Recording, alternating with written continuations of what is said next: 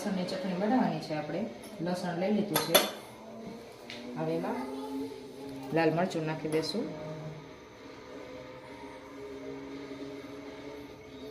હવે ધાણા જીરું નાખશું અને ત્યાર પછી મીઠું નાખી દઈશું.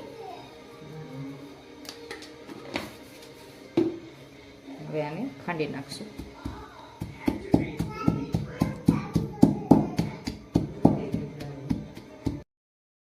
હાલો આપણી ચટણી ખંડાઈ ગઈ છે. હાલો આપણું તેલ ગરમ થઈ ગયું છે. હવે એમાં નાખી દઈશ.